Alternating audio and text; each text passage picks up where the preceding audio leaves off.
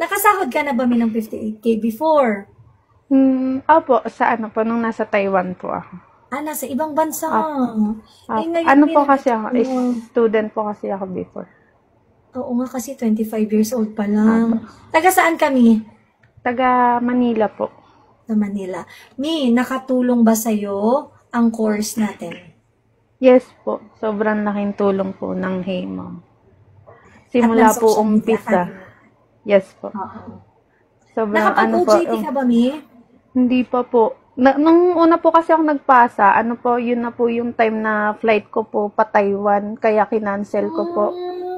Tapos nung pagbalik ko po, doon lang po ulit ako nagpasa ng requirements para sa OJT. Tapos na-hired ka naman? Opo, kaya hindi na po ako magtutuloy sa Opo. Ang galing. Congratulations, Mi. Sobrang happy Thank you ako po. sa'yo. Thank you po. Si partner mo, soon, pwede mo na rin siya i-enroll.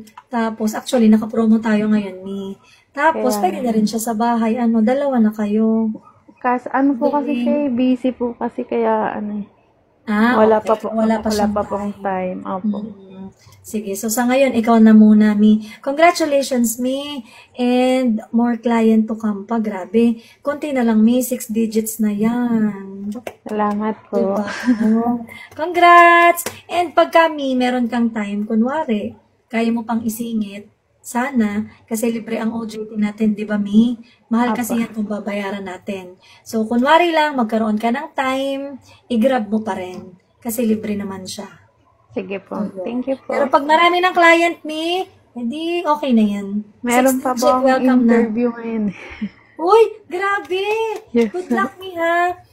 Mi, yung interview mo ba, kasi for sure, ang dami dito na, kasi lagi yun ang comment sa akin, Mi, hindi ako magaling mag-English, may kinakabahan ako, Mi, paano? Anong ginawa mo, Mi? Bigyan mo sila ng tips. Hindi po siya totally interview kasi yung isa po puro direct po kasi ako. Sa online job ko po sila lahat nahanap. Nakuha. Opo. Kasi Mi, kapag direct, base din sa aking experience, parang nakikipagkwentuhan ka lang dyan, di ba, Mi? Opo, ganun.